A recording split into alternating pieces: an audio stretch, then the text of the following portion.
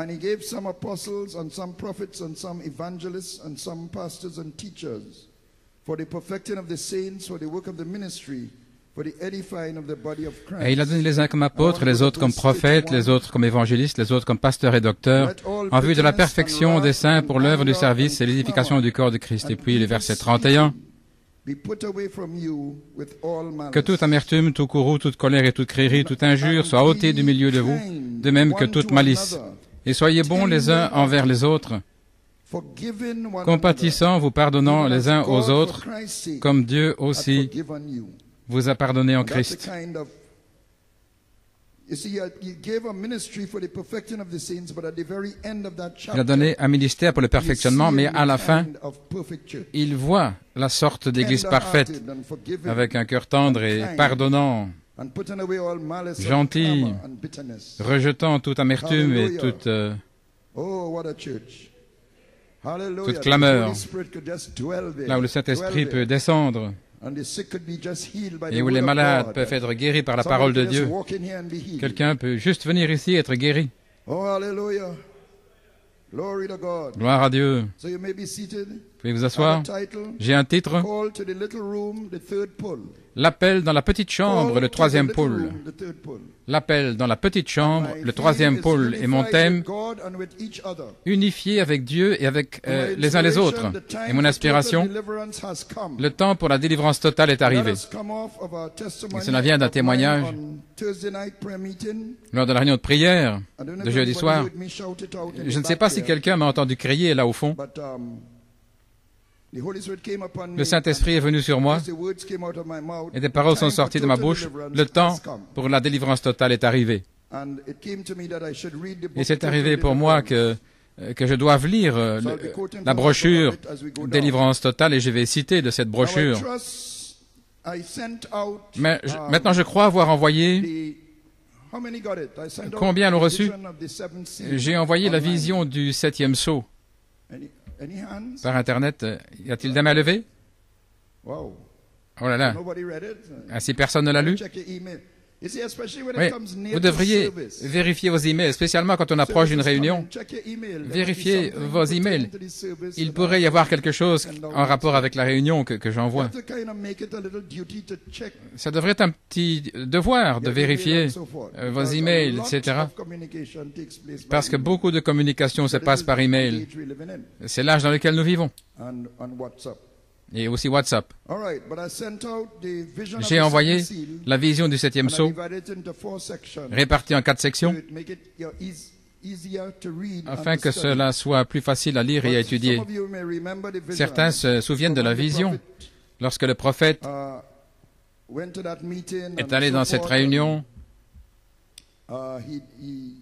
il devait prêcher et on lui a dit qu'ils avaient placé une autre personne. Et il a demandé qu'en est-il de la ligne de prière, l'appel à l'autel. Et ils ont dit, eh bien, nous avons déjà pris l'offrande. Vous vous souvenez? Cela a commencé ainsi. Maintenant, le septième sceau, la vision de la tente est le symbole du septième sceau. Dans les Écritures, tous les sceaux ont des symboles. Le premier sceau, le cavalier au cheval blanc. Le deuxième sceau, le cavalier au cheval roux. Troisième, le cheval noir. Le quatrième, le cheval pâle.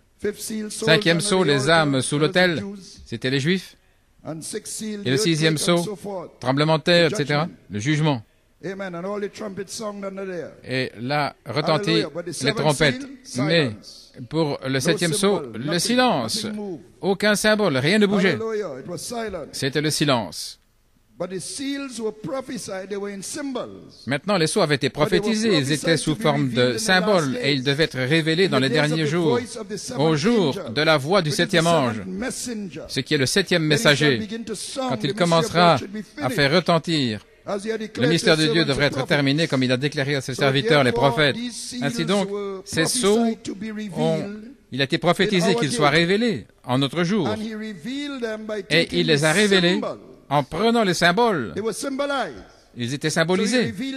Donc il les a révélés en prenant les symboles et en nous ouvrant les symboles pour nous, en expliquant ce qu'ils signifient, afin d'avoir la compréhension du sceau, ce qu'il y a sous ce sceau. Mais le septième sceau n'avait pas de symbole. C'était censé être un secret total jusqu'à ce jour.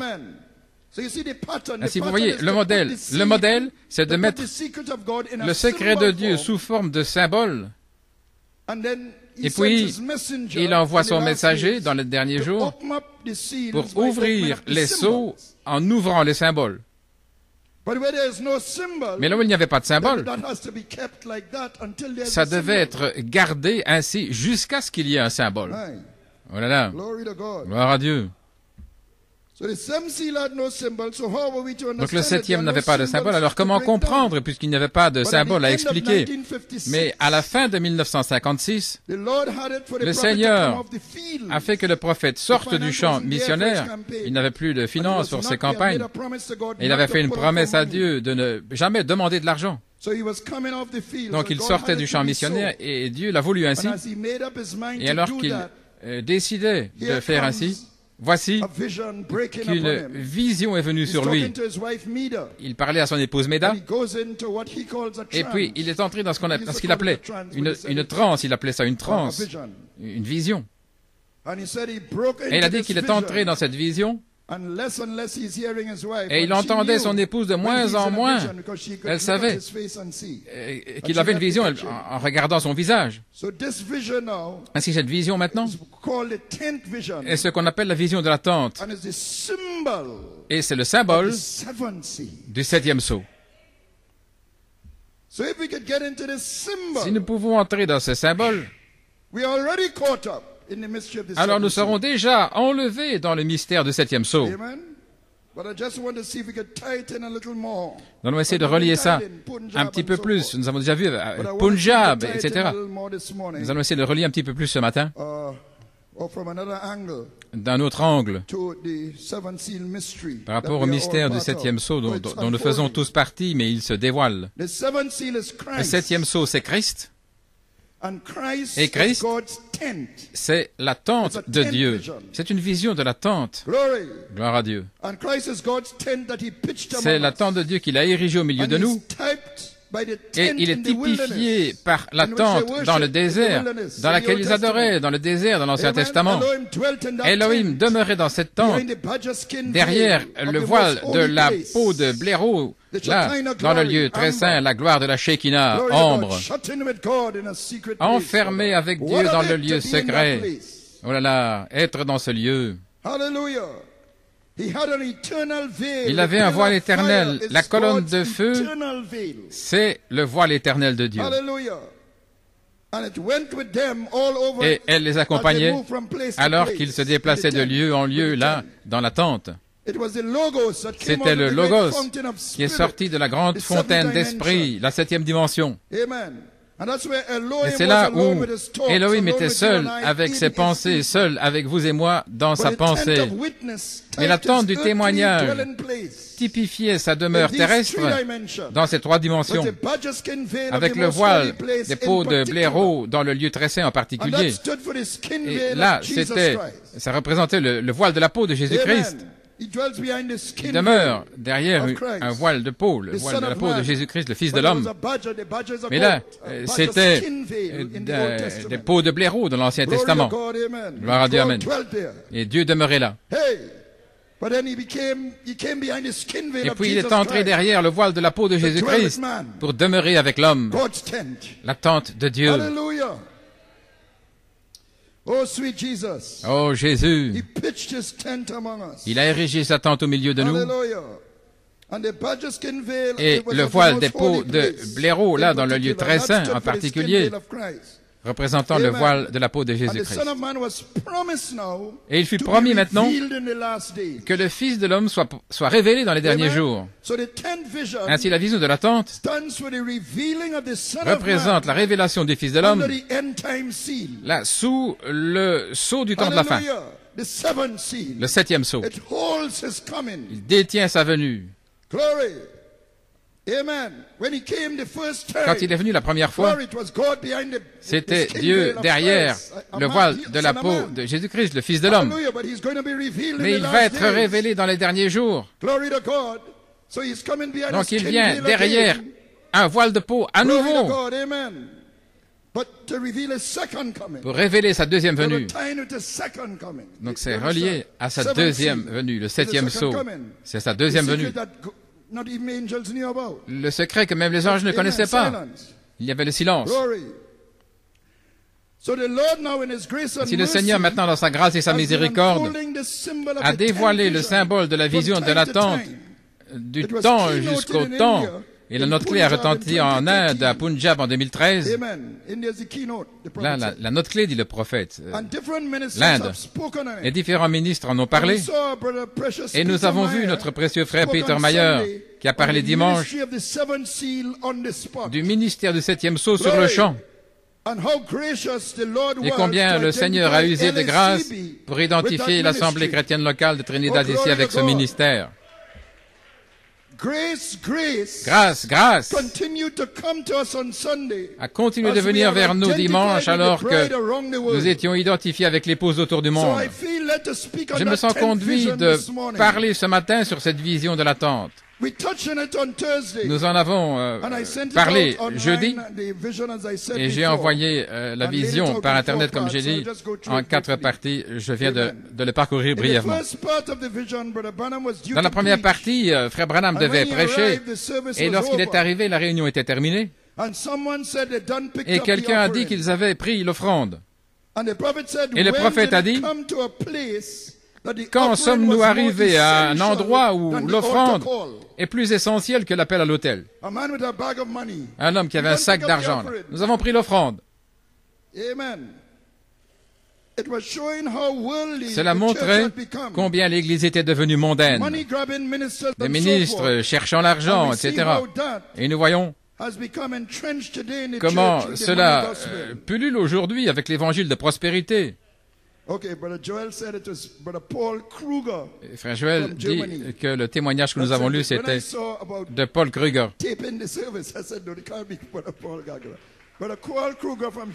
C'était Paul Kruger. Que Dieu te bénisse, frère Paul. Si tu écoutes, merci pour le témoignage. Amen. Nous avons donc cette première partie de la vision. Arrivé à un endroit où l'offrande était plus essentielle que l'appel à l'autel. Et voilà commencer aujourd'hui. C'est l'évangile d'argent. Partout. Tout, c'est l'argent. Donc, avoir toujours plus. 10 000 $. C'était une vision là, en 1956. Le prophète avait déjà vu l'évangile de prospérité là, qui arrivait. Et il a dit, depuis quand l'offrande est-elle plus essentielle que l'appel à l'autel et les âmes pour Christ? Donc, cela montrait combien l'Église était devenue mondaine et que les gens tombent dans le panneau. Il n'y en a que peu qui échappent à ça. Ils construisent toutes sortes de choses. Oh, glory. Ils sont dans la sphère charnelle. Alors la deuxième partie, la vision change. La deuxième partie, c'est le prophète qui essaie de lasser une chaussure de bébé avec l'extrémité du lacet qui était plus grosse que l'œillet. Le bout du lacet était un demi-pouce alors que l'œillet ne faisait qu'un huitième de pouce, environ 3 mm. Ça voulait dire qu'il essayait d'enseigner à des bébés pentecôtistes des choses destinées pour les gens matures spirituellement. Ça ne pouvait pas marcher. Vous ne pouvez pas enseigner l'algèbre à un enfant qui est à l'école primaire. Ça ne marche pas. Vous devez amener ça à son niveau. Amen. On ne peut pas lui enseigner la géologie et toutes les strates et toute la formation des roches. Vous ne pouvez pas faire ça. Voilà ce qu'il essaye de faire parce qu'il voulait que les gens reçoivent la chose. Ainsi l'ange lui a dit, tu ne peux pas enseigner des choses surnaturelles aux bébés pentecôtistes. Ça ne faisait que provoquer des imitations charnelles. Parce que les gens étaient dans le naturel. Comme des bébés corinthiens qui mettaient l'accent sur les dons, les langues, les prophéties et tout ça. Donc si vous les enseignez, vous deviez réduire progressivement votre enseignement pour approcher les choses. Il fallait utiliser l'autre bout du lacet qui pouvait se réduire progressivement pour passer par l'œillet, mais ça, ce n'était pas pour le prophète. C'est d'autres ministres qui devaient faire cela. Parce que les gens étaient dans le naturel. Ainsi, cela a provoqué des imitations charnelles. Parce que quand vous imitez, vous parlez au sens. Oui, on peut tromper les gens parce qu'ils marchent avec ce qu'ils voient, comment les choses leur sont présentées. En appliquant cela, les gens filtrent ce que vous dites par leur sens dans la sphère humaine. Ils ne voient pas au-delà de l'imitation. Ils suivent la glamour. Voilà, les grands musiciens et toutes les foules et les étoiles. Ils voient simplement. Ils voient le glamour, ils voient tout ce qui leur est présenté là devant leurs yeux. Et les gens disent, oh, c'est vraiment un modèle. C'est un modèle. Je ne sais pas comment ils peuvent devenir un modèle. Parce qu'ils peuvent jouer un petit peu de la guitare et puis que les gens dansent là-dessus. Je ne sais pas. Ouais. Et ils ne connaissent pas votre vie. Votre vie pourrait être souillée, mais vous êtes mais ils sont des modèles. Mais pour qui? Soyons réalistes. Parce que vous voyez ces gars qui sont des étoiles avec tellement de talent. Mais si vous avez un talent utilisé pour Dieu, et la plupart de ces musiciens, ils ont leurs racines qui retournent dans une église. Bon, n'entrons pas là-dedans. C'est leur niveau de conscience. Ainsi, le prophète essayait d'expliquer comment le discernement fonctionne pour leur faire comprendre son ministère. Mais leur filtre, c'était leurs cinq sens. Ainsi, bien souvent, le fait de trop expliquer, ça ne fait qu'empirer les choses. Et le prophète, de toute façon, n'était pas appelé à cela. Il avait été envoyé pour appeler une épouse hors de Laodicée, pour présenter une épouse bien-aimée à Christ, par laquelle se reproduire. Gloire. Cela reproduit. Il devait saisir, attraper les truites arc-en-ciel. Donc de cette partie de la vision, il est entré ensuite dans une dimension plus élevée. Et la vision est passée là à un beau lac avec des ministres qui étaient à la pêche, là, pour des petits poissons. Mais l'ange du Seigneur était avec un seul ministre, William Branham, dans la vision. Et là, dans la profondeur du lac, il y avait des truites arc-en-ciel. C'est l'épouse. Et l'ange a dit, je vais te montrer comment les attraper. Jésus avait dit, je vous ferai pêcheurs d'hommes.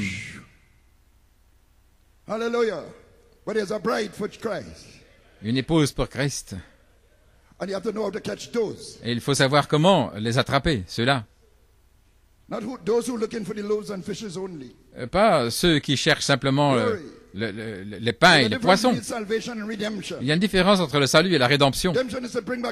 La rédemption, c'est ramener à l'origine. Le salut, vous êtes sauvés, c'est bien. Gloire. Ainsi, il devait lancer sa ligne dans la profondeur. Lancer dans la profondeur. Laisser aller la ligne. Et puis tirer lentement. Et les petits poissons suivaient l'appât. Ça, c'était le premier pôle, la guérison. Tout le monde veut être guéri. Les campagnes de guérison. Tout le monde court. En Inde, en Afrique, partout dans le monde. Il est allé 7 fois autour du monde. Le ministère de William Branham, là, c'était au cœur du réveil de guérison dans les années 40 et 50. Et tout cela est enregistré par quelqu'un qui a étudié ces réveils. Et il n'était même pas un chrétien. Donc ce réveil de guérison est sorti à ce moment-là. Et c'était les petits poissons qui suivaient l'appât. Et il n'y a rien qui n'aille pas avec suivre la guérison. Mais si vous comprenez, là nous arrivons maintenant. Il a dit quand tu vas sentir que le poisson mort, ne secoue pas l'appât comme si tu avais attrapé un poisson. Dans le naturel, vous lancez la ligne et quand vous sentez que le poisson mort, vous le ramenez. Mais on lui a dit, ne fais pas ça. Dans ce cas-là, il a dit, le petit poisson va suivre l'appât. Là, mais c'est pas le petit poisson que tu veux attraper. Donc, quand tu sens qu'il mord, ne tire pas, mais tire un tout petit peu, mais pas pour sortir le poisson de l'eau. Voilà ce que l'ange lui a dit. Donc, il devait le secouer un petit peu pour éloigner l'appât des petits poissons et laisser venir les gros poissons. Gloire. Ainsi, les petits poissons, ils voulaient simplement les pains et les poissons. Jésus avait dit ça à ses disciples. Vous êtes venus à cause des pains et des poissons. Et la guérison. Mais ne les secouez pas, ne leur parlez pas de leurs mauvaises actions et de leur dénomination. Mais il lui fut instruit de faire cela pour le deuxième pôle, le discernement et reprendre les esprits et prophétiser pour le troisième pôle. Ça, c'était les petites secousses. C'était remuer un petit peu l'appât, là, pour se débarrasser des petits poissons qui ne peuvent pas supporter la réprimande. Ils ne peuvent pas supporter le discernement de leurs esprits. Ils veulent simplement les bonnes choses. Ils veulent être guéris. Bien, c'est une bonne chose. Ils veulent prospérer. Mais qu'en est-il de votre âme? Vous ne voulez pas vaincre vos péchés, vos iniquités, vos manquements. Vous ne voulez pas apporter ça à la croix? Vous voulez simplement une bénédiction? Mais qu'en est-il de la régénération? Naître de nouveau. Il devait les secouer par le discernement et en reprenant leurs esprits afin de voir qui pouvait le supporter, pour voir qui peut le supporter. De cette manière, il éloignait l'appât des petits poissons parce qu'il ne voulait pas être repris. Donc, à ce moment-là, les gros poissons suivaient l'appât et les truites arc-en-ciel commencèrent à arriver. Alors il a dit, alors vas-y, mets le crochet là pour attraper dans le troisième pôle. Ici, il y a 3 poules. Pour les poissons naturels, c'était 2. Mais ce qui se passe, c'est que le prophète a secoué un peu l'appât là, dans le deuxième poule.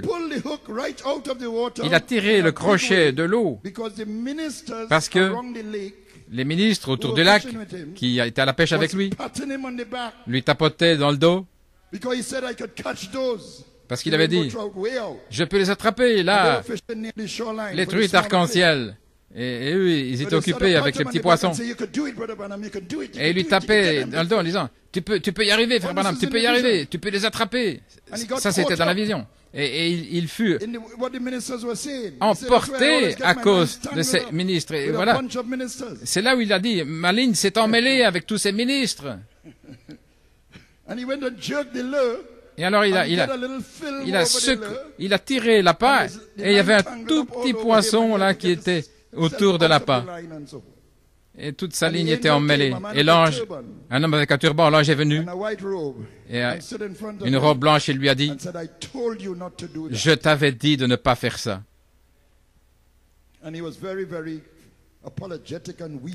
Alors il pleurait et il lui demandait pardon à l'ange. Alors tout à coup maintenant, la vision change vers une énorme tente. La plus grande tente qu'il avait jamais vue de sa vie. Et beaucoup de gens étaient dans cette tente. Il se trouvait dans les airs et l'ange était à côté de lui. Dans la vision, il venait de prêcher, il avait fait un appel à l'autel. Donc c'est qu'il regardait dans les airs. Il regardait la plateforme. Et un homme gentil est venu là. Et les gens pleuraient à l'autel, demandant à Dieu le pardon. C'était une expérience de calvaire. Dans cette atmosphère. Et le prophète disait, voilà comment ça devrait être.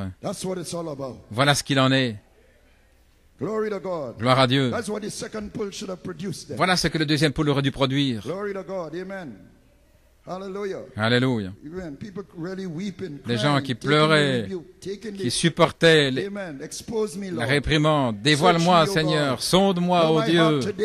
Connais mon cœur aujourd'hui. Éprouve-moi, ô Sauveur. Connais mes pensées, je te prie. Et vois s'il y a une mauvaise voie en moi. Purifie-moi de tout péché et libère-moi. Hallelujah. Backwood, sky blue, sin killing. Un évangile, ciel bleu qui tue le péché. La religion, l'ancienne mode. Give me the old time religion. Give me the old time religion.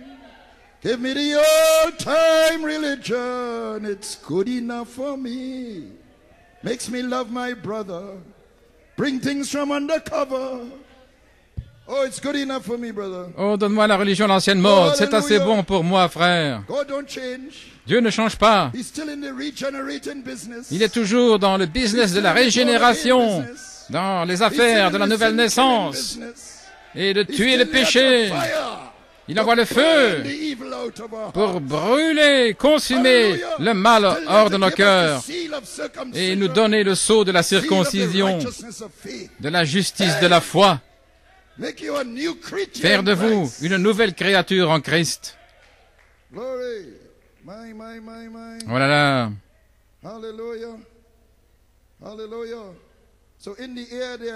Donc dans l'air, il regardait là. Cet appel à l'autel. Un homme gentil est venu là, sur la plateforme, et il a dit, alors que frère Branham est en train de se reposer, il était au-delà du rideau du temps maintenant. Nous allons appeler la ligne de prière à droite. Et il a dit, il y avait une telle longue ligne de prière, comme des kilomètres. Et il y avait une petite chambre, une petite pièce, dans la tente, dans cette grande tente.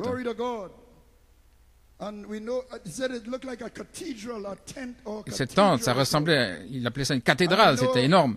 Le prophète parlait d'Adam et Ève, et leur cathédrale, c'était un ciel ouvert, les bois. Gloire à Dieu. Et le prophète dit que sa paroisse est le monde. Donc cette tente représentait toutes ces âmes autour du monde à qui il avait prêché en les amenant à Christ, à l'autel. Maintenant, regardez comment il conduit à ce troisième pôle. Nous n'avons pas encore terminé avec ce troisième pôle. Il a dit, nous allons appeler la ligne de prière à droite. Ainsi, les gens s'alignent maintenant pour entrer dans cette petite chambre. Et il dit, la colonne de feu a quitté l'ange. Il a dit, il a remarqué une différence entre l'ange et la colonne de feu. Il pensait que c'était la même chose. Et la colonne de feu a quitté l'ange et est entrée et descendu dans cette petite pièce. Le Seigneur lui-même descendu avec un cri. Oh, gloire à Dieu. Et il a dit, je te rencontrerai là.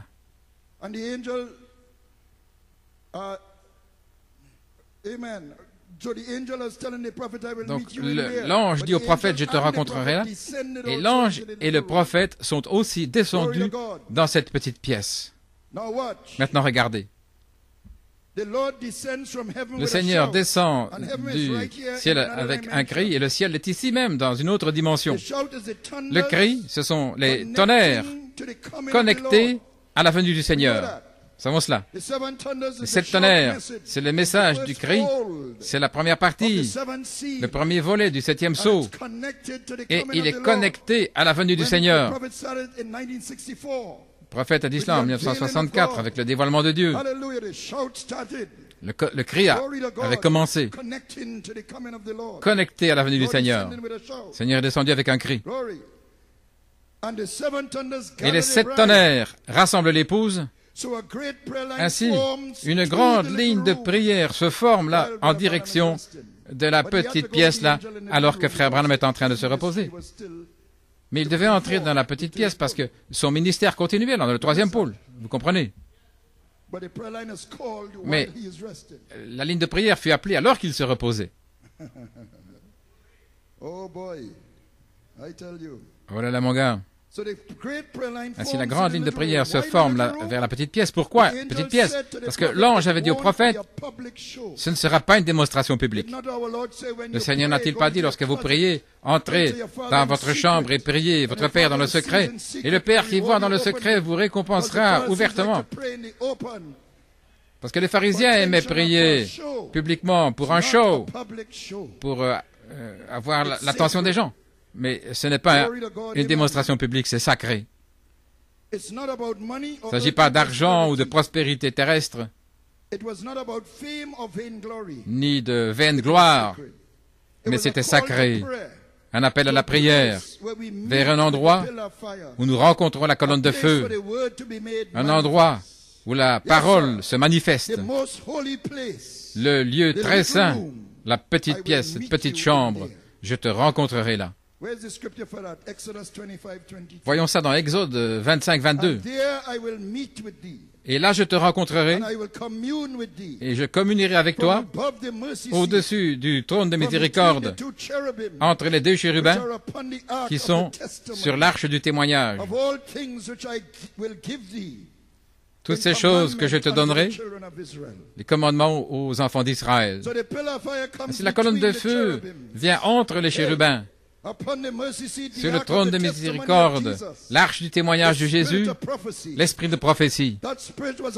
Cet esprit était sur Malachie 4, le prophète, venant vers nous sous forme de parole, le témoignage de Jésus. Maintenant, l'ange et le prophète sont descendus dans la petite pièce après que la colonne de feu y soit entrée. Et il fut montré au prophète comment faire ce 3e pôle, cette 3e traction. Il a dit qu'il irait dans sa tombe avec cela, parce qu'il n'allait pas l'expliquer. Il avait appris sa leçon.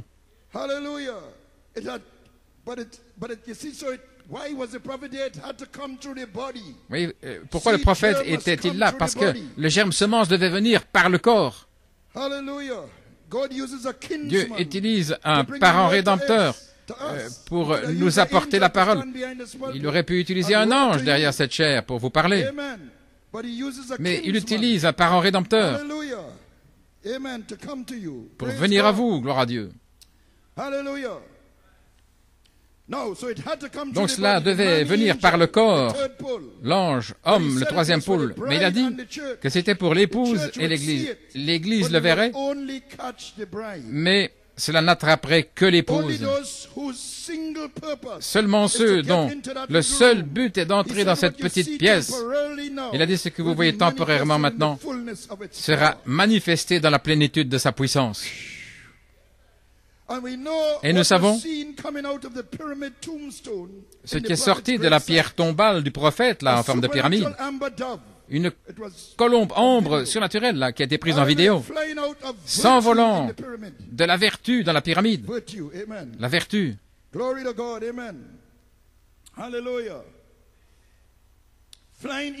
S'envolant vers l'Est. Et la vertu, c'est la puissance de résurrection. Quand Frère Coleman a prêché la vertu, le titre c'était la puissance de résurrection. Et c'était la première brochure qu'il apportait là à Port d'Espagne. Et là, tout l'endroit avait été incendié. La plateforme, le tapis,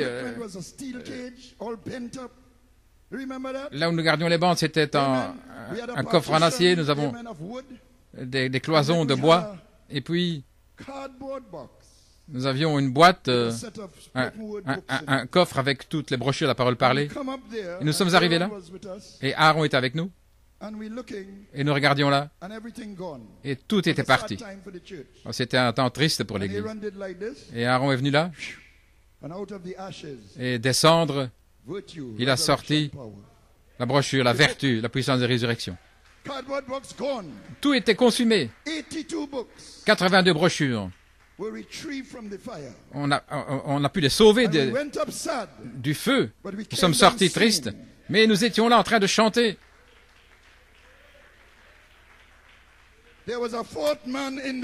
Il y avait un quatrième homme dans le feu. Oh, hallelujah. Alléluia. Glory to God, amen. Praise God. Hallelujah. I want to take my time here. Je vais prendre mon temps. Je ne veux pas manquer. Je ne veux rien manquer en fait. Glory to God. Gloire à Dieu. So healing now, why healing? Maintenant, Why a pourquoi healing line? pourquoi une ligne de guérison? Must be part of the symbol of the seven seals. Ça doit Why? être une partie de cette Because vision healing is the earnest du of the symbole. resurrection. Parce que la guérison, ce sont les arts de la résurrection. Glory, it's like a down payment for the resurrection. C'est comme un acompte pour la résurrection.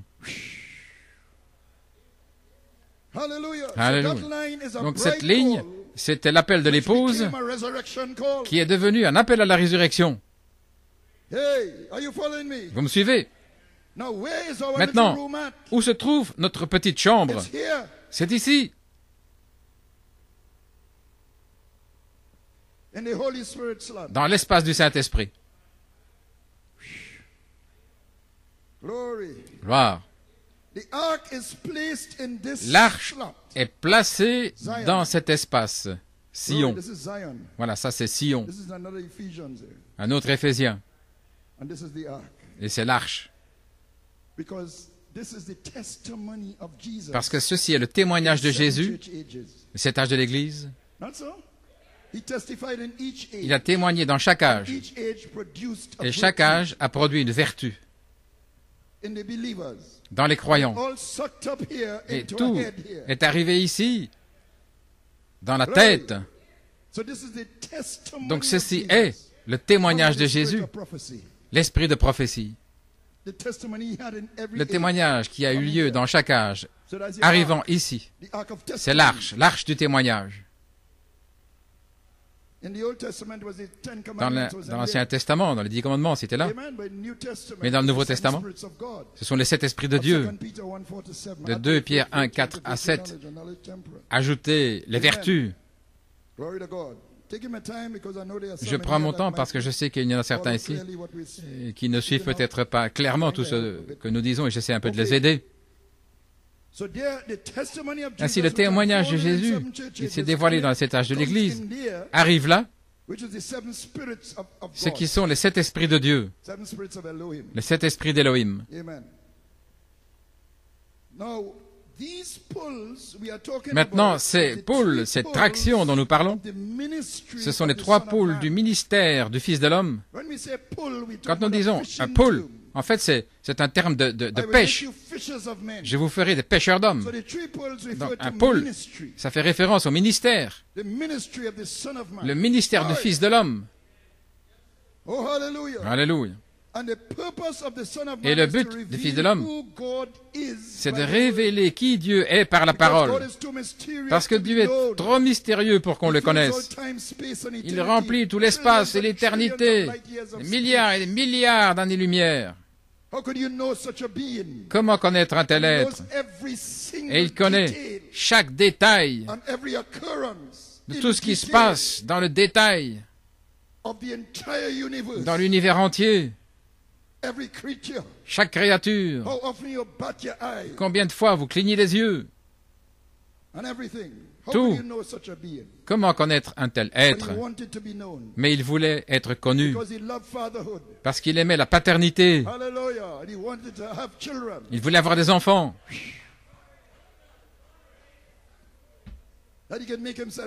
afin de se faire connaître. Donc il avait ce but de se faire connaître en Christ, le Fils de l'homme. Alléluia. Donc Christ est le mystère de Dieu révélé, il le dit. Ce qu'il voulait faire, il aimait la paternité, car c'était un père. Et la seule manière de s'exprimer, c'était de devenir un fils, un homme. C'est la raison pour laquelle Jésus continuait de dire le Fils de l'homme. Il ne savait pas ce dont il parlait, beaucoup. Mais maintenant vous saisissez, voyez-vous, il voulait s'exprimer. C'était l'un de ses grands buts en 3 parties, s'exprimer lui-même, s'identifier avec les êtres humains, se révéler en Christ. Oh, gloire! Ainsi c'était le but du Fils de l'homme. Mais il va faire cela dans le 3e pôle, dans son ministère. Ainsi, son ministère de 7e sceau, en notre jour, se relie avec le 3e pôle du ministère de Christ dans le prophète. Ainsi, le germe semence du Fils de l'homme, c'est ce qui nous a attirés dans la petite pièce. Non pas une ligne de pêche naturelle, mais c'est quelque chose qui nous a tirés. Ce n'est pas une canne à pêche pour attirer du poisson naturel. Mais vous êtes une truite arc-en-ciel d'une autre espèce. La semence originelle. Alléluia. Donc il faut quelque chose pour vous tirer. Ce 3e pôle. Cette 3e traction pour entrer dans cette petite pièce. Gloire à Dieu, amen. Et ça, c'est le Fils de l'homme qui se fait connaître. Faisant connaître Dieu. Vous faisant connaître votre Père. Quand vous me voyez, vous voyez le Père.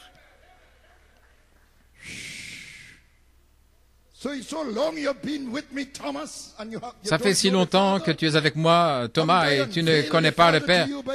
Ne t'ai-je pas dévoilé le Père par la parole? Quand tu me vois, tu vois le Père. Et c'est ce qui va vous tirer. Est-ce que ça n'a pas attiré Pierre? Tu es le Christ, le Fils du Dieu vivant.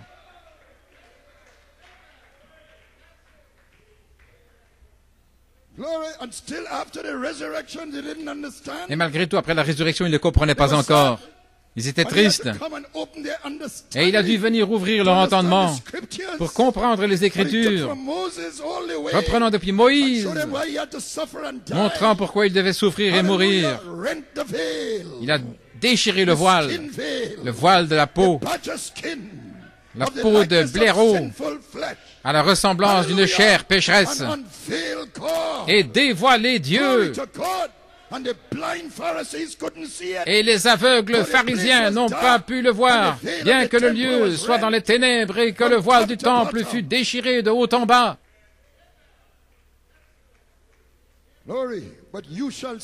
Mais vous me verrez. C'est ce que frère Peter a dit.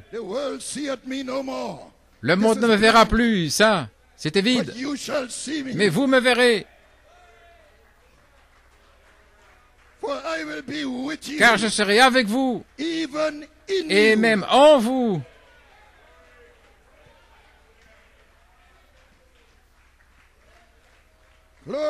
Gloire.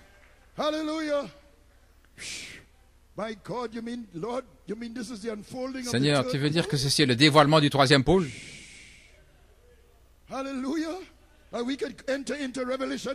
lequel nous pouvons entrer dans Apocalypse 22, 17 et tirer notre famille qui n'est pas sauvée. L'Esprit et l'épouse disent, viens.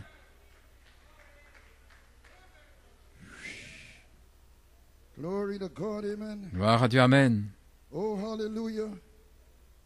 Glory. My, you may be seated. Wow.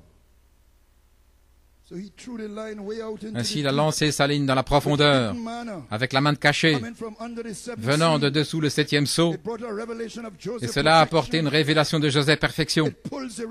Cela a tiré la truite arc-en-ciel vers l'appât, la voix de Dieu dans les derniers jours, tirant l'épouse dans la petite pièce, cette petite chambre-là, l'espace du Saint-Esprit, parce que nous n'avions nulle part où aller. Là, en dehors de la Odyssée, il nous a envoyés là, dans cet espace, l'âge de l'épouse. Mais l'appel vers cette petite pièce devait se faire alors que le prophète se reposait. Il était allé se reposer, mais un apôtre a été pris par ce poule, par cette traction, et il a dû prophétiser à nouveau, et les 7 tonnerres ont ouvert les mystères cachés de la parole, là où se trouvent les noms des membres de l'épouse. Ainsi vous avez entendu votre nom, en entendant les mystères cachés. Alléluia. Et vous vous êtes joint à cette ligne de prière vers la petite chambre, là, dans votre position. Peu importe si je me trouve au bout de la ligne, mais je sais que je vais arriver dans cette petite pièce. Je ne suis pas jaloux de qui est devant moi. Pourvu que j'arrive dans cette petite pièce.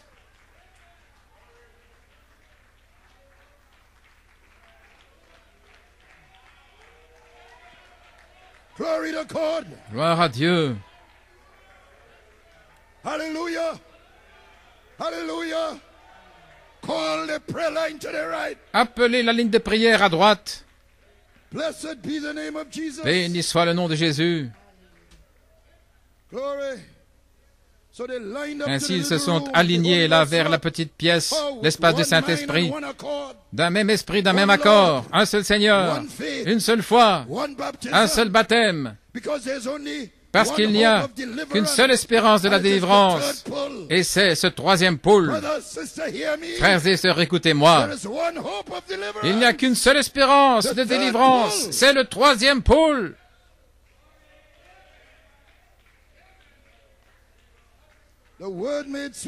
La parole fait esprit, la colombe de la parole devenant ambre. La triple révélation, mystère du septième sceau, qui s'est fait connaître à nous par le cri. Mais il veut vivre en nous. C'est ça le deuxième pôle. La colonne de feu. La colonne de feu veut demeurer dans les fils et filles adoptés. La deuxième partie du triple mystère. Le monde ne me verra plus, mais vous me verrez. Je me ferai connaître à vous. Mais il y aura un appel à la résurrection. Gloire. Et ensuite, je serai en vous lorsque vous arriverez à la Pentecôte. Le feu viendra là, avec le son de la trompette, et je demeurerai en vous. Ce sera un nouveau livre des actes, comme dans l'épouse Alpha. L'Antéchrist a fait toutes sortes de choses avec l'épouse au travers des âges de l'Église. Mais il arrive une épouse Oméga. Je resterai, dit l'Éternel, toutes les années que la locuste, la chenille, tout ce que ces insectes ont dévoré, je restaurerai. Un nouveau livre des actes dans le troisième pôle. La puissance, parole parlée, frère Jonathan. Que Dieu te bénisse.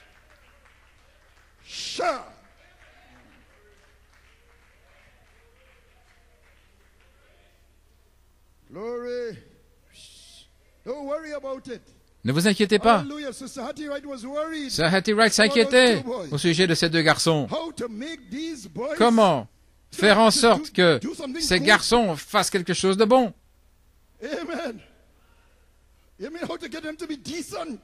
Comment qu'ils puissent même être décents? Quoi faire? Et voici le prophète, le troisième pôle, la colonne de feu, la colombe ambre. Comment voulez-vous l'appeler? Elle est descendue. C'est le troisième pôle. Il est le troisième pôle. Demande ce que tu veux. Cela te sera fait. Marc 11, 23. Si vous dites, elle aurait pu demander $1 million. Elle aurait pu demander la guérison. Mais elle a dit, je veux le salut de mes 2 garçons. Alléluia. Et juste là, à ce moment-là, là, au fond, là, ils sont tombés sur leurs genoux et ils ont commencé à crier et à pleurer. Le troisième pôle les avait attrapés.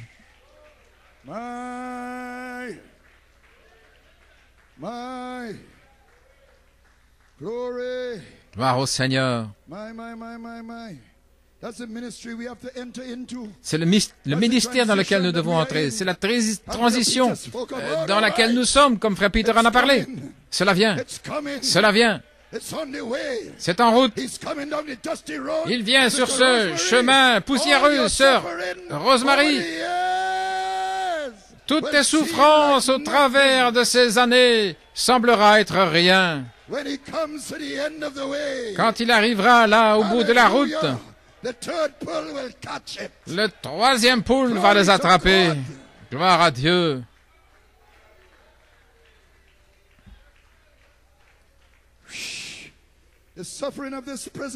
Souffrance du temps présent n'est pas digne d'être comparée, frère Joël, avec la gloire qui sera révélée dans ton ministère.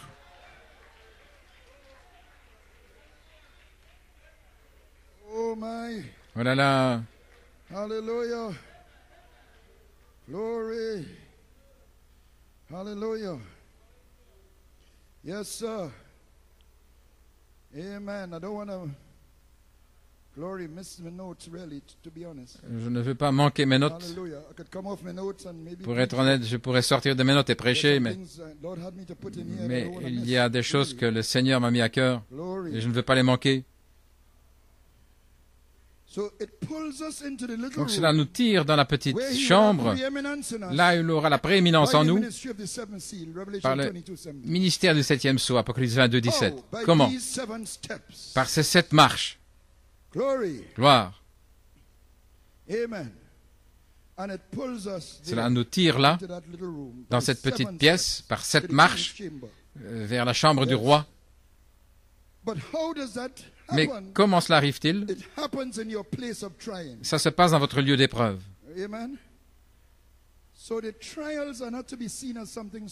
Ainsi, on ne doit pas voir les épreuves comme quelque chose d'étrange. Comment se fait-il? Mais c'est parfait par la souffrance. Vous ne pouvez pas échapper à cela. C'est la colline de Golgotha. Hallelujah. Glory to God.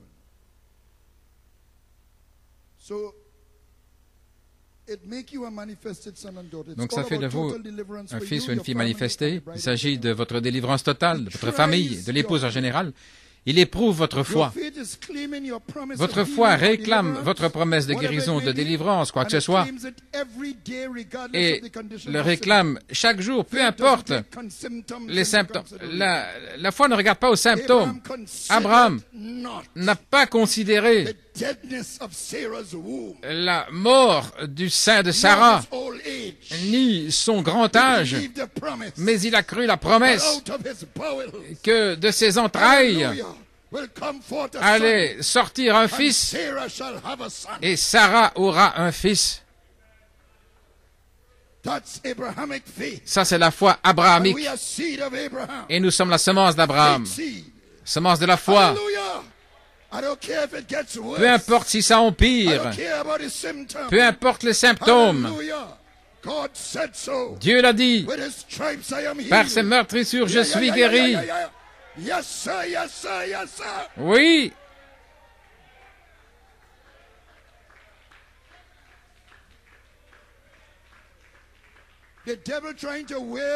Le diable essaie d'épuiser votre foi, mais vous devez épuiser le diable.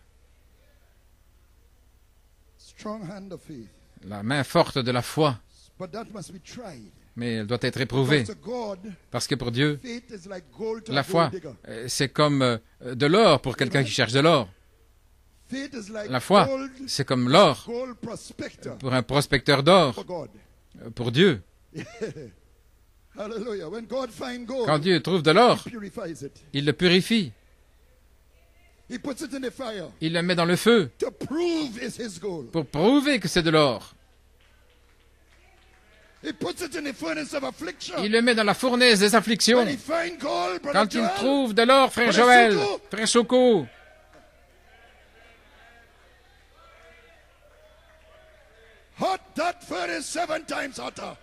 que la fournaise soit chauffée 7 fois plus fort. Je vais prouver que c'est du véritable or ici à l'intérieur. Gloire. Alors que l'or est éprouvé, vous ajoutez à votre foi. Vous ajoutez la tempérance, la patience. L'épreuve de votre foi produit la patience, et la patience, c'est la vertu du troisième pôle. Lorsque le prophète était à la chasse, il ne pouvait pas attraper des écureuils. Et la même onction est descendue. Vous pouvez parler la parole et des écureuils allaient venir. Il pensait, je devrais parler la parole pour des gens malades à l'hôpital ou des gens pauvres. Il pensait, avec une pensée religieuse. Mais l'ange lui a dit, est-ce que tu n'es pas à la chasse? Alors, où vas-tu? Je te rencontre. Juste ici, c'est ici que je suis. Tu es à la chasse, tu n'as rien attrapé. Qu'est-ce que tu veux? Des écureuils? Eh bien, parle des écureuils. Il a parlé qu'il y a un écureuil là. Et il a attendu une demi-heure. Il a dit peut-être, je devrais le prendre par la foi et rentrer à la maison. Et l'ange lui a dit, est-ce que tu doutes? Et dans quelques minutes qui suivent, un écureuil. Il se demandait si c'était une vision, parce qu'il avait des visions. Il se demandait si c'était réel. Donc il prend son fusil, il tire. Et l'écureuil saigne. Et il a dit, les visions ne saignent pas.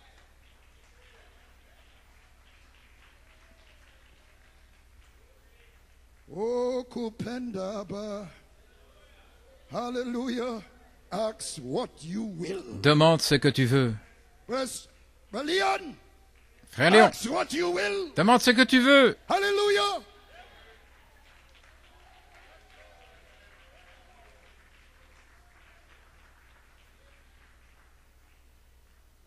My. Oh là là.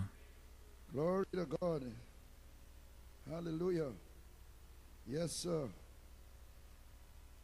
Glory. So in that place of triumph, Dans ce lieu d'épreuve, he's maturing your faith il fait mûrir votre foi to a place vers un lieu where it can take hold of the word où and elle peut saisir de la exercise parole, s'exercer.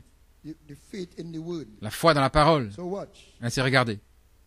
It's all about total Il deliverance s'agit de la for délivrance you, your totale family, and the pour vous, bride votre in famille et l'épouse en général.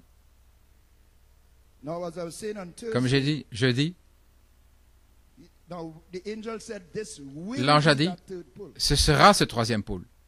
But 7 years later, Mais amen, when he had that vision of the sword came into his quand il a hand, la vision de l'épée tombant dans sa main, avec cette pearl handle, cette and I was poignée talking about how the pearl is formed in forme the de oyster. perle, et on voit comme une perle est formée dans une huître par la souffrance. Painful, a stone is in the C'est oyster, douloureux, c'est and it's an irritant to the une oyster. petite pierre dans And the une oyster's huître. body Et forms a film l'huître around the stone. forme un film autour de cette Hallelujah. petite pierre. It forms a Et pearl, cela forme une perle. and it passes out because this film is smooth. Et par ce film The pearl de comes douceur. to suffering. Donc cette perle est formée Hallelujah, and it had pearl au travers handles on the des sword. souffrances. Et il y avait une poignée sous forme de perles dans cette épée. Et il y avait Hallelujah. la garde en or, la déité, From the blade. qui protégeait la main de la lame, Comes the judgment la on rédemption. Et ça venait là dans le jugement, et la miséricorde. this, and it fits his hand. Et ça s'ajustait à sa main, sa main de la foi, pour manier l'épée. Et la voix dit, c'est l'épée du roi. Et là, dans son cœur, une voix a dit, c'est ce troisième pôle.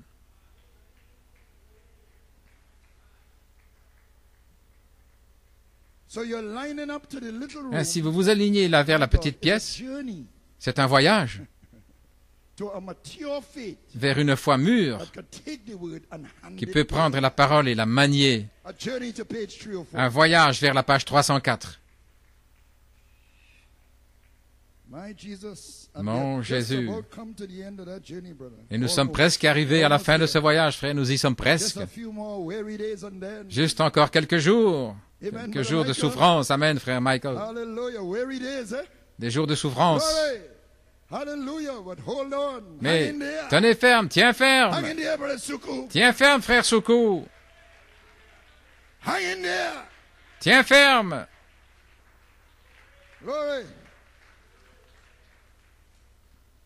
Glory to God, amen. Hallelujah. Si l'épreuve de votre foi produit la patience et l'expérience, l'espérance et l'espérance ne rend pas heureux. Elle entre là, derrière le voile, cette petite pièce. Mais l'épreuve de votre foi produit la patience. Votre fermeté est là parce que vous avez une espérance attendue qui est l'espérance, l'expectative. Et vous suivez, vous allez là où il vous conduit. Là où il me conduit, j'irai. Amen, Joël. C'est paradoxalement glorieux. Ce sont les paroles de Joël. J'aime ça. Paradoxicalement glorieux. Maintenant, jeudi soir dans la prière, comme j'ai dit, voilà ce qui est sorti de mes lèvres. C'était le Saint-Esprit parlant à travers moi. Le temps est venu pour la délivrance totale. Et je fus conduit de lire le message, la délivrance totale, et dans ce message, le prophète met l'accent sur la clé de la délivrance totale. C'est le fait d'être unifié comme Église. Ce ne serait pas long. Mais ceci est la partie importante. Les tonnerres nous ont rassemblés, nous ont conduits dans l'unité de la foi par la triple révélation sous le septième sceau. Et cette unité est la clé pour la délivrance totale du péché et de la maladie. Donc je fus conduit de lire la délivrance totale. Et quand je l'ai lu, je l'avais lu il y a des années, mais je ne l'avais plus relu depuis. Quand j'ai commencé à la relire, je fus surpris de voir que la clé pour la délivrance totale, dit le prophète, c'est l'unité. Un corps unifié. Unifié avec Dieu et unis les uns avec les autres.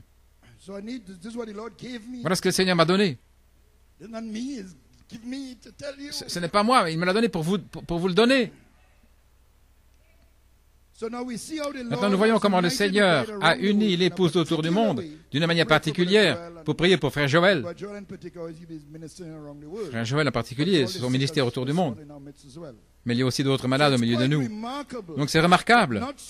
Mais ce n'est pas tellement étrange quand vous pensez que la vision de la tente, il s'agit d'une ligne de prière vers cette petite pièce, là où avait lieu la guérison. Le troisième pôle confirme le premier avec la guérison. Et nous ne prions pas simplement pour Frère Joël, mais les malades au milieu de nous. Mais la maladie de Frère Joël est devenue un point de ralliement, au point où des personnes malades dans d'autres lieux du monde prient pour Frère Joël alors qu'eux-mêmes sont malades. Et quelques croyants ont même témoigné avoir été guéris en priant pour lui. Quand vous vous oubliez vous-même et que vous priez pour d'autres, jetez votre pain sur les eaux et cela reviendra vers vous.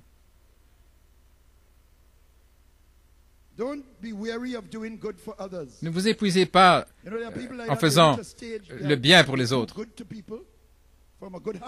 Avec un bon cœur, des gens ont un tel fardeau.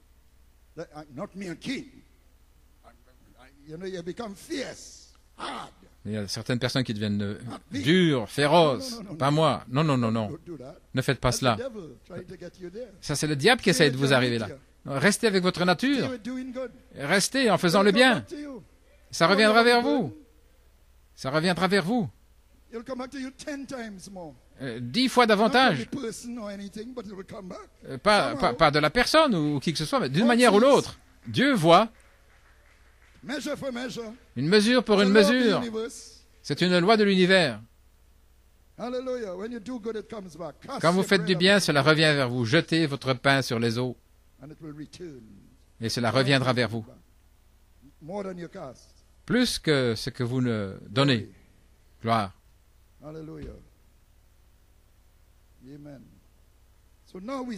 Maintenant, nous voyons comme le Seigneur nous unit, comme il unit l'épouse.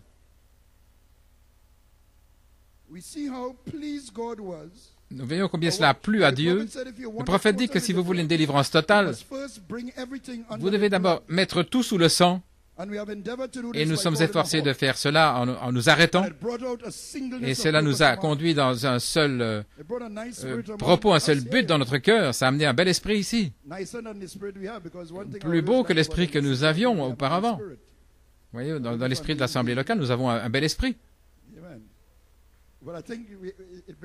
Et je pense que ça a amené un plus bel esprit encore après cet arrêt. Gloire.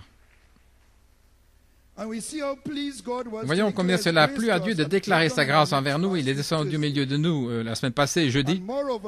Et davantage, il a envoyé son serviteur, frère Peter Mayer, dimanche passé, pour nous identifier avec la colonne de feu, le troisième pôle. Il a déclaré la transition vers le troisième pôle et le Seigneur l'a envoyé pour déclarer là dans les îles, selon Isaïe 42, que les habitants du rocher chantent, ce rocher, de nouvelles choses que je déclarerai, et avant qu'elles ne germent, je vous en parlerai. Frère Peter a ses propres défis comme nous tous. Ne pensez pas, nous avons tous des épreuves difficiles. Ce n'est pas simplement la maladie. Mais pour Frère Peter, ce n'est pas une exception. Mais il est venu ici dans l'obéissance pour nous parler, pour nous dire que Dieu s'intéresse dans l'Assemblée chrétienne locale. Pourquoi? Je pensais qu'il ne s'intéressait que dans sa parole. Oui, ça pourrait être la réaction. Non, il n'est pas intéressé dans l'Assemblée, il s'intéresse dans sa parole. Mais s'il s'intéresse dans l'Assemblée locale, alors c'est que la parole doit être ici.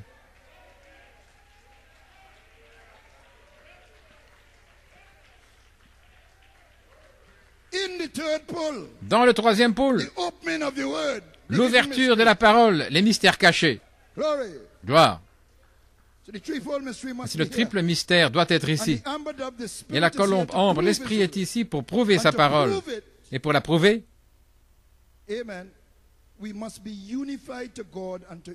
nous devons être unis à Dieu et les uns envers les autres.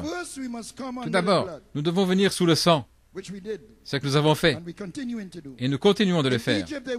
En Égypte, ils sont entrés dans la petite pièce, dans leur maison, pour appliquer le signe. Ils étaient unis sous le sang. Gloire.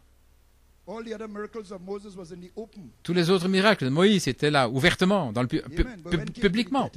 Mais lorsque l'ange de la mort est venu, le signe, le sang, devait être couvert. Gloire. Une délivrance totale. Voilà comment l'Église devrait être. La sainteté. Prenons le Saint-Esprit. Voilà comment l'Église devrait être. Prenons le Saint-Esprit, un corps uni. Lorsque nous allons à l'autel, un véritable groupe, en ne laissant rien derrière, nous allons tout prendre. Nous n'allons pas laisser un seul... rien en arrière. Voyez-vous, nous devons... Les gens peuvent prier d'une telle manière au point où le diable doit céder. J'aime ça. Vous priez d'une telle manière où le diable devra céder. Frère Hart, tu sais cela. Sœur Hart.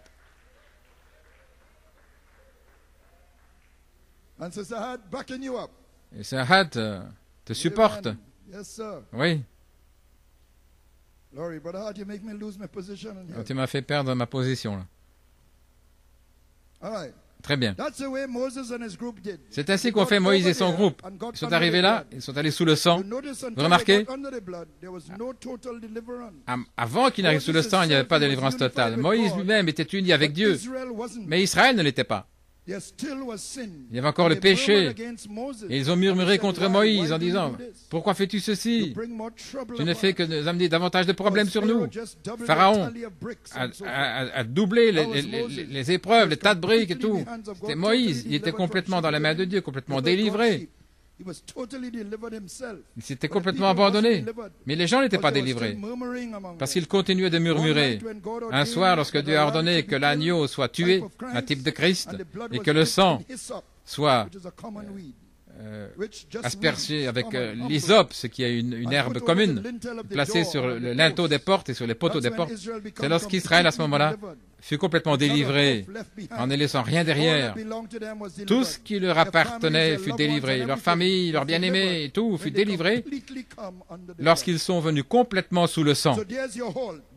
Donc voilà votre arrêt, c'est d'amener tout sous le sang. Et voici des principes au sujet d'être unis. Maintenant, le diable cherche toujours la manière de désunir le corps. Et cela arrive dans le monde entier, et aussi dans nos assemblées locales. C'est pourquoi nous devons être vigilants. Si nous brisons cela, nous jetons la clé vers notre délivrance totale. Mais je suis simplement responsable pour ici, et chacun pour lui-même. Si un membre est en tort, ou fait une faute, maintenant regardez ce que dit le prophète. Nous devons avoir un esprit de clan.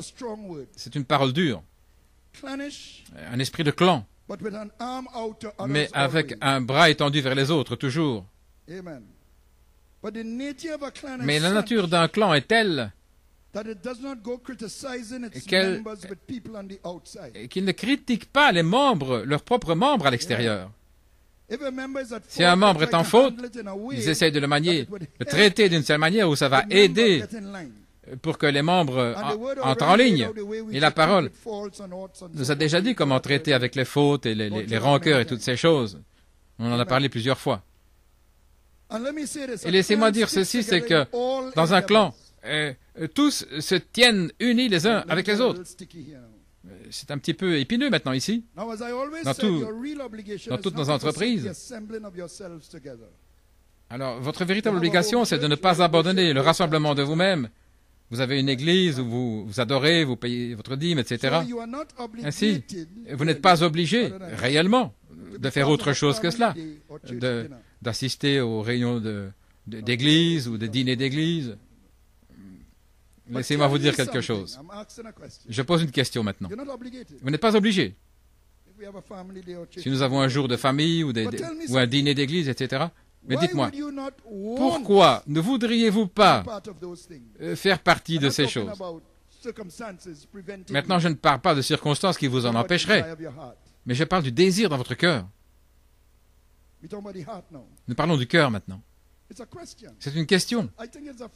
Je pense que c'est une belle question, une question honnête. Pourquoi est-ce que vous ne voudriez pas faire partie d'un jour familial ou d'activité d'église en plus de ce que vous êtes obligé de faire? Pourquoi? Pourquoi? Qu'est-ce qui se passe là à l'intérieur que vous ne vouliez pas cela? Vous voyez, peut-être que vous n'y arriverez pas chaque fois, vous n'êtes peut-être pas toujours dans votre possibilité. Mais pourquoi dans votre cœur ne voulez-vous pas? Il y a des gens qui disent, oh, je voulais vraiment participer à ce dîner, mais j'ai pas pu. Je voulais vraiment venir, mais j'ai pas pu. Je ne pouvais pas, j'étais malade. Ok. Si vous le vouliez. Voilà ce dont je parle. Pourquoi est-ce que vous ne le voudriez pas? C'est de cette partie-là que je parle.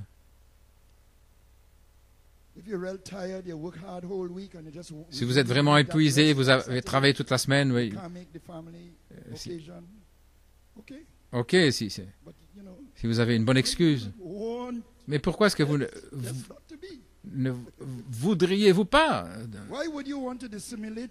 Pourquoi voudriez-vous vous dissimuler de vos frères et sœurs dans votre propre groupe? Comment est-ce que ça pourrait être un bon esprit, l'esprit correct? Considérez vos voies. Je traite de certaines parties ici domestiques. Encore quelques citations dans la délivrance totale au paragraphe 53. Et lorsqu'un membre parle contre un autre membre, vous savez que c'est pas juste. Il vous est commandé de prier les uns pour les autres. Pas de parler contre les uns les autres, mais de vous aimer les uns les autres. Et si quelqu'un est déprimé ou en bas, aidons-le. Alors ça fait de nous un groupe uni de croyants. Mais lorsque nous n'obéissons pas à cela, alors nous n'obéissons pas à Dieu et nous déplaisons à Dieu. Et c'est pourquoi notre Église, nos gens ne peuvent pas prospérer et l'Église ne peut pas continuer à aller de l'avant parce que nous sommes désunis. Jésus a dit, un peu de levain fait lever toute la pâte. C'est un petit peu de levain et toute la pâte se lève. C'est important. Chacun de nous. Nous sommes responsables. Parce que ceci est la clé pour une délivrance totale. Toute l'Église est affectée lorsqu'une personne parle mal d'une autre. Et à Dieu ne plaise que ne faites pas ça, ni envers le pasteur ou un officier de l'Église.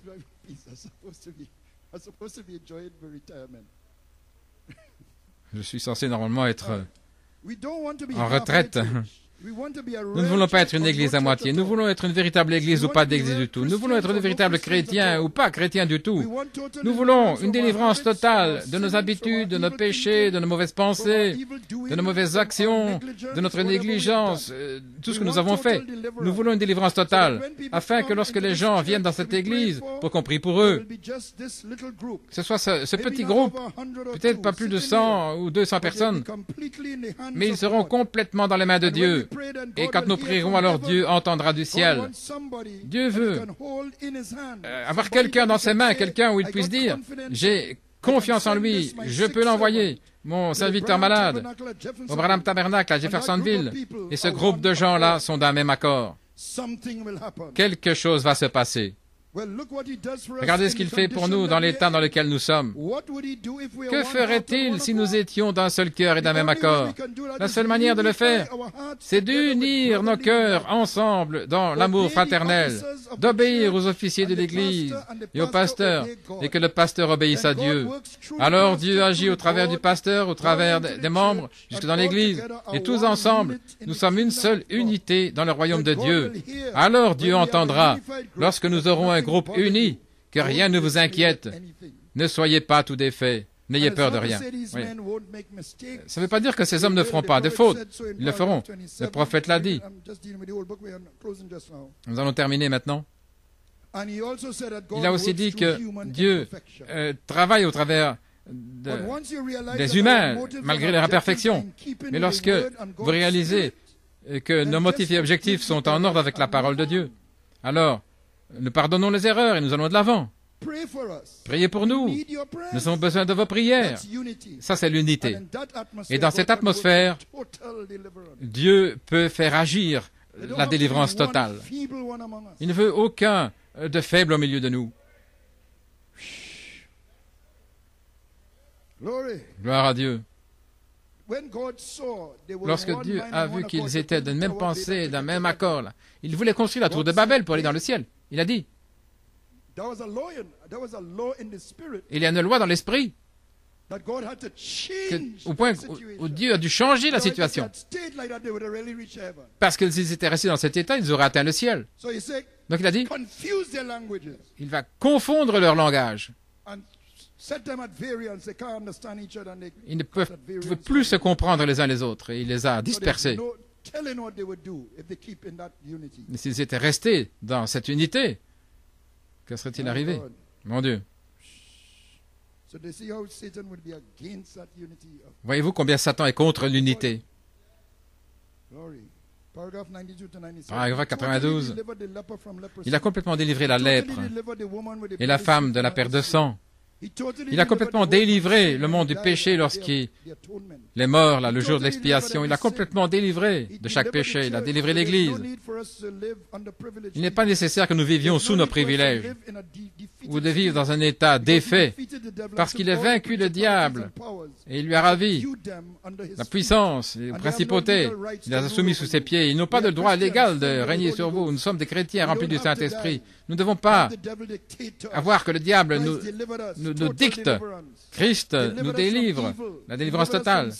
Il nous délivre du péché, il nous a délivrés du péché, des habitudes, des mauvaises paroles. Il nous a délivrés de la sorcellerie, de toutes sortes de sales choses. Il nous a complètement délivrés et il nous a mis dans ses mains saintes. Une délivrance complète et totale. Il a délivré nos maladies. Il nous a délivrés de la maladie. Car nous avons un titre de propriété à cela, car il fut blessé pour nos transgressions, par ses meurtrissures, nous sommes guéris. Il est notre guérisseur. Et il est venu, là, jeudi passé, nous l'avons chanté, je suis le Dieu qui te guérit, je suis ton guérisseur. Amen, frère Joël. Gloire. Voilà pourquoi cette pauvre petite femme remplie de polio, là, une femme ayant la polio, prenant soin de son mari qui mourait de cancer, mon Dieu. Si vous avez une personne et l'autre qui est en bonne santé, mais ici nous avons une femme qui avait elle-même la polio, essayant de prendre soin de son mari qui avait le cancer. Elle est entrée dans la présence de Dieu, elle avait la foi. Les médecins avaient fait tout ce qu'ils pouvaient. Ainsi elle a suivi les instructions de Dieu et il fut complètement délivré. Les disciples avaient la délivrance totale, une délivrance totale absolue. Pourquoi? Parce qu'ils étaient complètement et totalement remplis du Saint-Esprit. Lorsque vous donnez la main au pasteur, une petite expérience de sauter, de pousser des cris, de parler en langue. Mais si vous avez encore de la malice dans votre cœur, des actes étranges, dire des mensonges, fumer des cigarettes, avoir de la convoitise de femmes, alors quelque chose n'est pas encore arrivé. Il y a quelque chose qui ne va pas, car celui qui aime le monde ou les choses du monde, l'amour de Dieu n'est pas en lui. Vous avez été éconduits par leurs fruits, vous les reconnaîtrez. Nous voulons tous être unis avec le Saint-Esprit. Chaque membre devait être uni les uns avec les autres. L'amour de Dieu est répandu dans nos cœurs par le Saint-Esprit. Nous purifie de tout ce qui n'est pas juste, délivrer les choses du monde. Jésus a dit, par ceci, les hommes connaîtront que vous êtes mes disciples lorsque vous vous aimez les uns les autres. Lorsqu'un membre aime tellement les autres, au point de mourir pour lui, alors le diable sera vaincu. Nous voulons la délivrance totale. Nous voulons une église qui est pure. La pureté, propre, pure, non frelatée, lavée dans le sang de l'agneau, remplie du Saint-Esprit, avec des signes et prodiges et des miracles, délivrant complètement chacun. Et frère Joël écoutait la délivrance totale et il m'a envoyé cette citation du paragraphe 57. Et si cette Église veut continuer dans le chemin maintenant, d'être unis ensemble, alors c'est illimité ce que Dieu pourra faire. Si nous collons les uns ensemble, nous devons rester ensemble. C'est ainsi que nous devons être, tellement complètement les uns avec les autres et complètement dans les mains de Dieu. Cette unité, comme l'armée de Joël, après la ligne de prière, Sœur Claire m'a donné ce témoignage quand elle a vu les enfants de Joël avec quelque chose là sur la poitrine, comme l'armée de Joël. Elle a vu, Sœur Holly était là aussi. Et une sœur venue de l'arrière a dit, Satan soit parti parce que tout ce qui se passait, des gens essayaient d'adorer. Et il y avait comme une corde blanche là, qui entrait dans leur bouche. Des démons dans les airs essayaient de les étouffer pour les empêcher d'adorer. Et Joël est venu en disant, va-t'en, Satan. Et puis, ils sont entrés dans l'adoration. Et elle est sortie de là étant faible. Donc, tout ça, c'est pour notre foi. Avec tout ce qui se passe, les souffrances sont là. Mais l'encouragement est là aussi. Il vous donne un chant dans la nuit ou une écriture. Gloire à Dieu. Alors, sœur Bianca est venue et elle parlait de ce chant. L'armée de Joël est en train d'apparaître. Et là où chacun a son rang. Je vais terminer avec cette citation de frère Coleman que frère Joël m'a envoyé. Le Saint-Esprit a parlé à mon cœur, c'est dans l'unité de la foi en 73. Le quintuple ministère sera une onction. Ce sera une onction. Frère Branham avait une onction sur lui lorsqu'il sortait. Nous sommes des frères. C'est l'onction de l'heure pour être unifié, l'âge de l'unité. Nous voici avec la foi restaurée, mais les gens dans le message ne semblent pas être dans l'unité. Alors le Seigneur m'a montré que lorsque le quintuple ministère sortira, ils auront une onction d'amour pour ramener l'unité de la foi. Maintenant, quelle onction avons-nous dimanche? Alors vous saurez qui est le quintuple ministère. Vous le saurez. Ce sera une onction sur ces individus pour amener l'unité de la foi jusqu'à un homme parfait à la mesure de la plénitude de Christ. Vous ne devrez pas dire « je suis un quintuple ministère ». Vous le saurez. Vous le saurez. Ce sera une onction. Et ceci est le frère Joël. Dieu est en train de faire une œuvre large d'unité dans l'épouse et ma délivrance totale est très proche. Même si j'ai commencé le traitement, ma foi ne repose pas là-dedans. Elle se repose dans la parole de Dieu et les prières ardentes qui montent vers Dieu chaque jour. Je crois que la guérison a déjà commencé et sera pleinement manifestée. Bientôt, continuez de prier.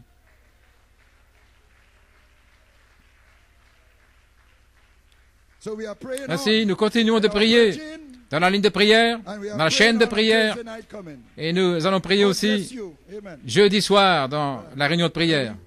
Que Dieu vous bénisse. Hallelujah.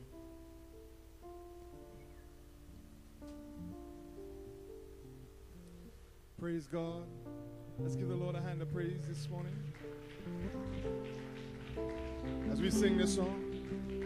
Purify my heart and cleanse me from all sin, Lord, and make me holy. Just purify my heart and cleanse me from within, oh Lord, deep within. Oh, refine us fire. Oh, my Lord, my heart's one desire. Oh, is to be holy. Lord, set apart for you, Lord. I want to be, oh Lord, holy, oh set apart for you, my Master, and ready to do your will. I want to be, I want to be.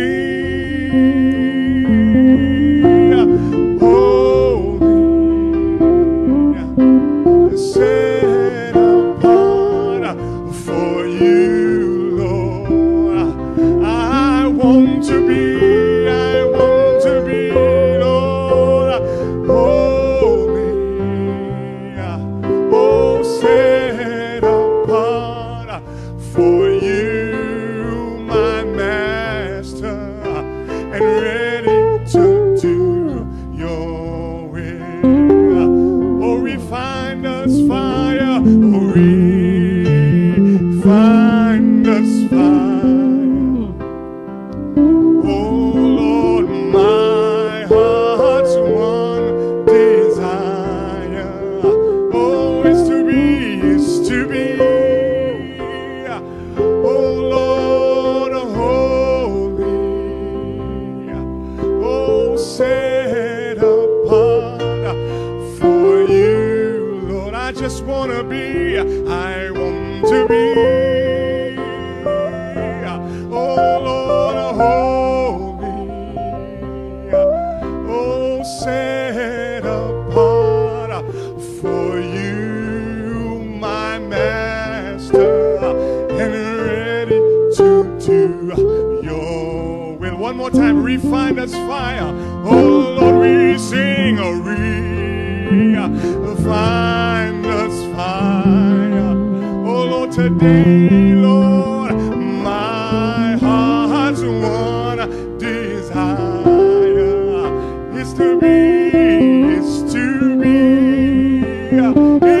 be, Lord, holy, oh, set apart for you, Lord. I want to be, oh Lord, holy, just set apart for you, my Master, and ready to do your will. Ready to do your will, Lord Jesus, ready